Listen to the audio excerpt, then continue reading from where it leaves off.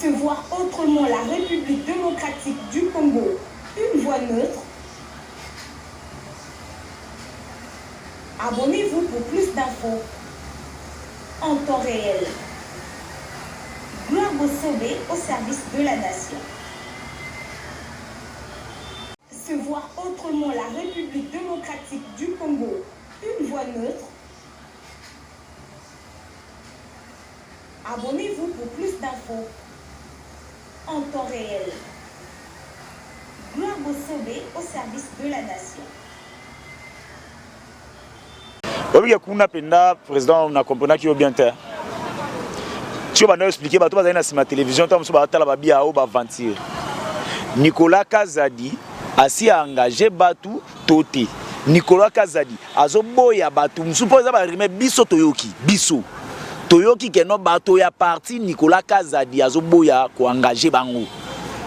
Donc azolia kaka na ba ya ye na ebité so pe bino pe déjà bozana kati ya cabinet to ebité. Alors Zara ba oya yena ba mususu ya libanda mboka ba camarade na ye. Sikoyo information wana bato batika ngoka bongo ba lobela te. Somme to lobi azu problème. Te na lobi boye ndeko. Omoni yo oza grand journaliste. Na sepela na ba intervention na ba émission na yo puisque oyambaka ozora ba vraies informations.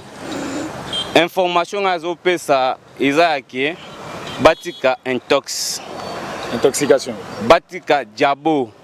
Tobi on a idée c'est déjà diabo. Pour la nini? Nicolas Kazadi c'est un homme de valeurs. Un homme de principe.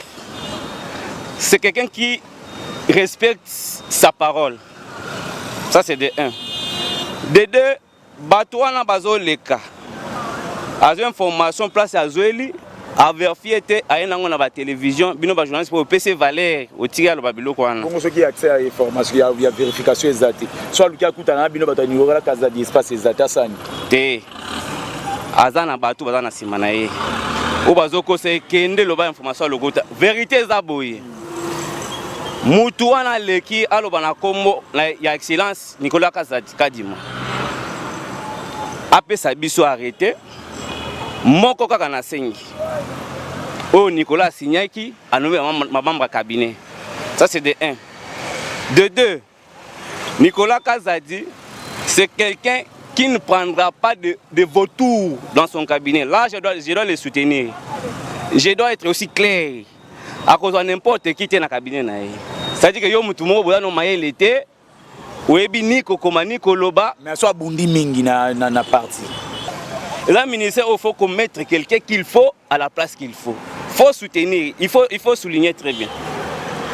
Nicolas, c'est un expert économiste, c'est un économiste avéré.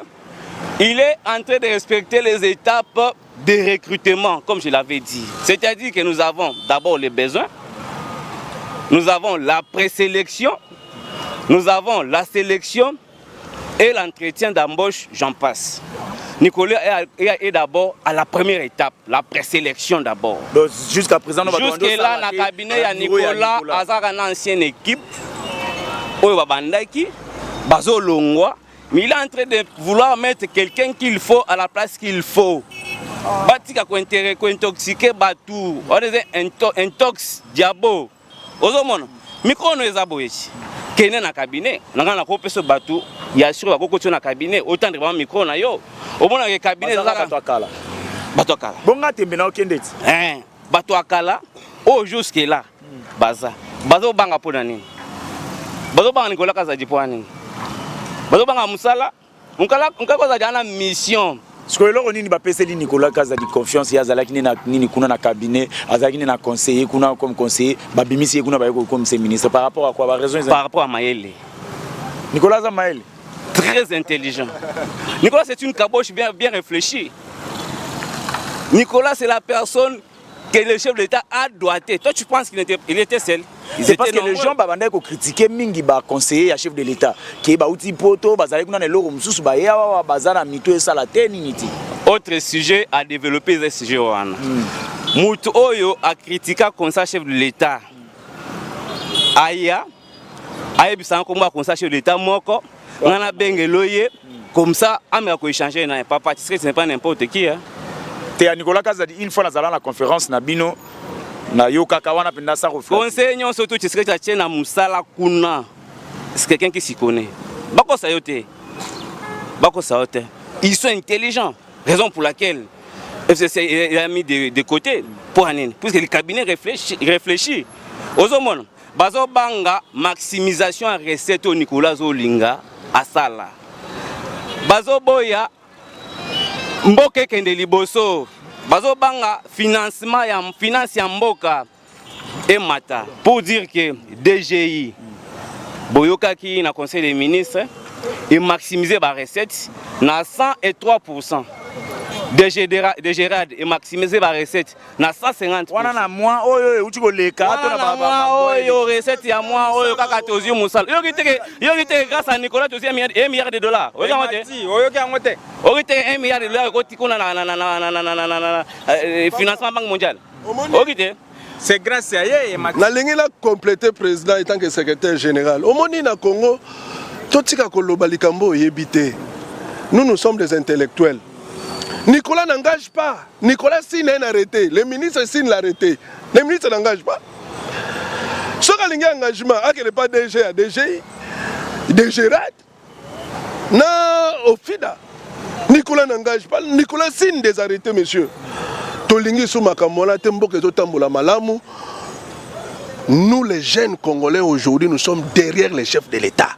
En tout cas, tous les cas, déjà Nicolas, tu vends de l'ango penda, na moment ezali, oui, maintenant, bah qui s'appelle Nicolas parce que Mikolo yo bajen baza bazo intoxication makasi, intoxication makasi, surtout populisme na bajen, au comment on a payé sur moi 200 francs, moi 100, $200. Diaboliser mon toutel pour na boye au l'équipe pour na média pour na n'importe quoi.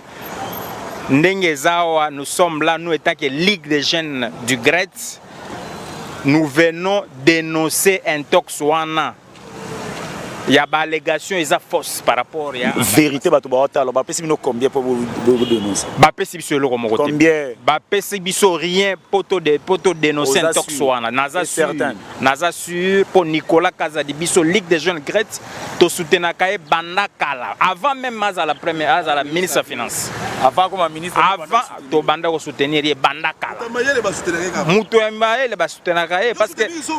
Parce que c'est un technocrate. En tout cas, ok, merci beaucoup. Toi a été dit, Namukuse, Tolanda ka ba réseaux sociaux té. Parce que les réseaux sociaux, ils ont un avantage et un inconvénient. Ce qui balingi oté, c'est à travers les réseaux sociaux, oyo bakobwaka we ya mabe. Alors Tolanda wana té, na ko bakisa pena ebele té ebele basi balobi. Nicolas Kazadi, c'est un homme vraiment, en tout cas une tête bien faite. Biso toza simanaye. Parce que mon Kondiamboka Sali un bon choix. C'est un choix vraiment meilleur. Botala positif et là on nini oyo tant que marqué yo et toucha yo par rapport à l'invité sur ngana yamba.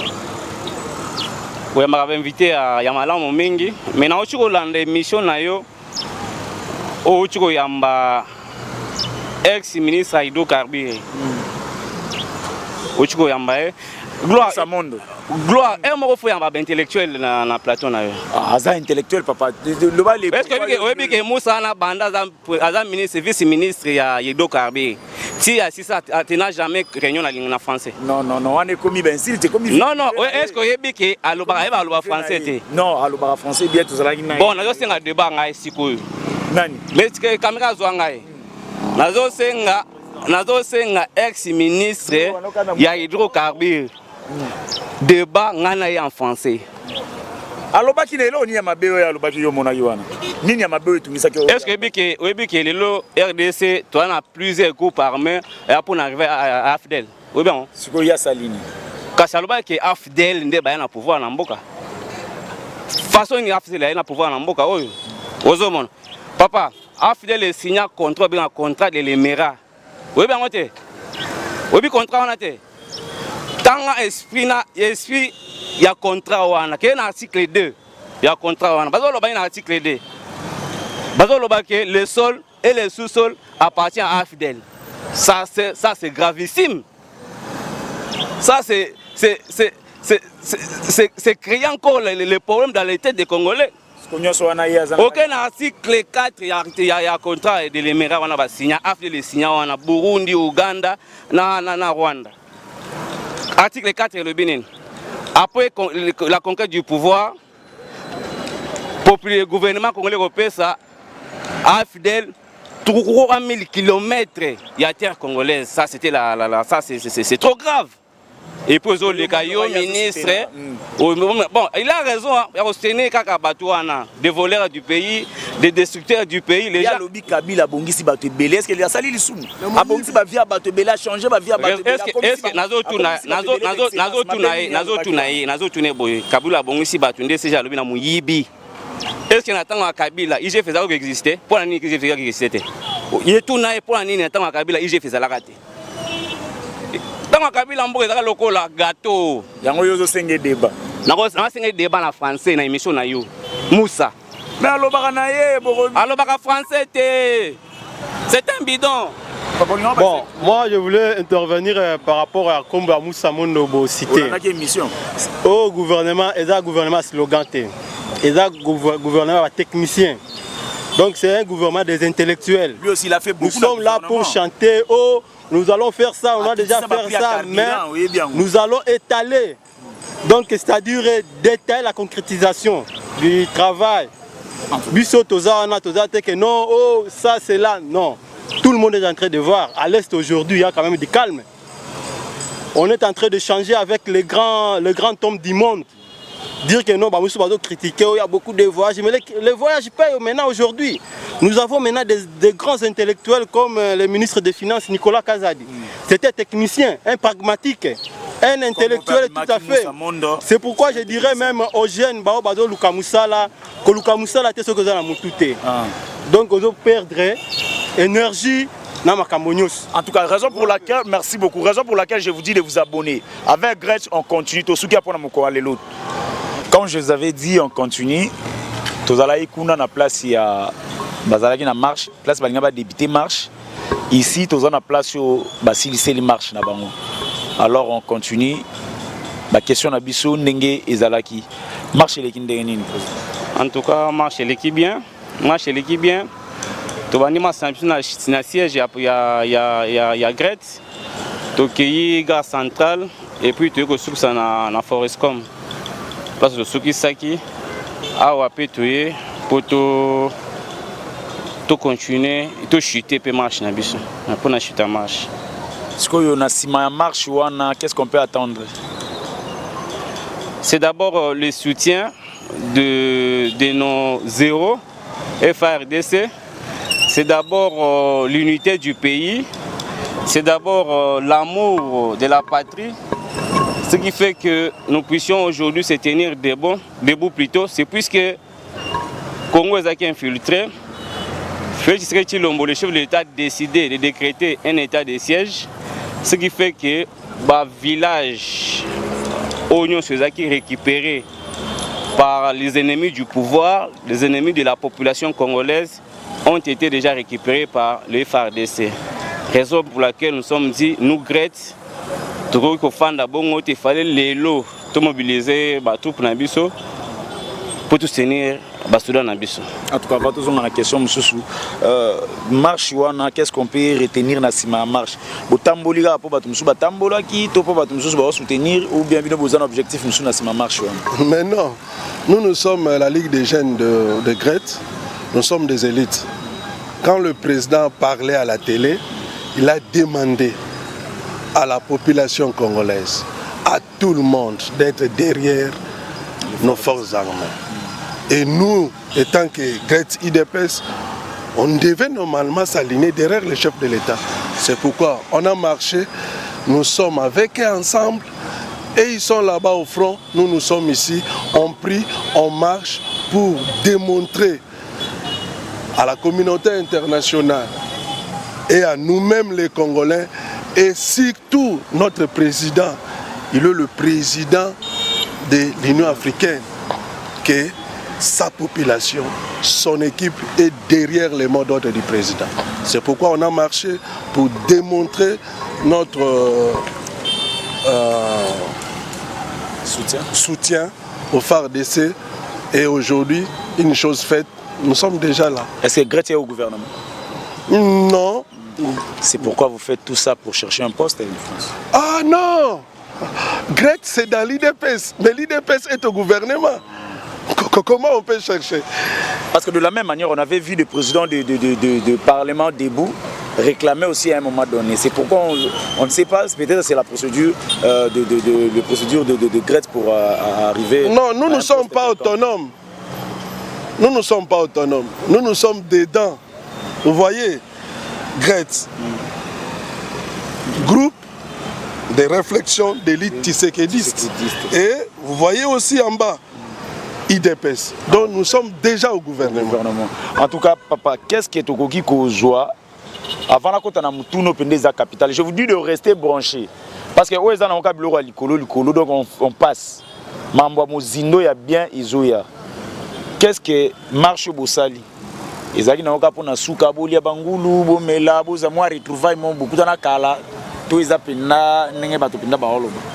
Te marche Bossali eza pona retrouvaille te eza potomoni ba voyant soldat na biso FARDC makambazo sala na est kuna ndenge bazo récupérer ba mboka en série tozana ba village ebele oyo ezalaki déjà infiltré ezalaki na ba groupes armés belé ADF Codeco et belé sikoyo tango ba groupe armé bazui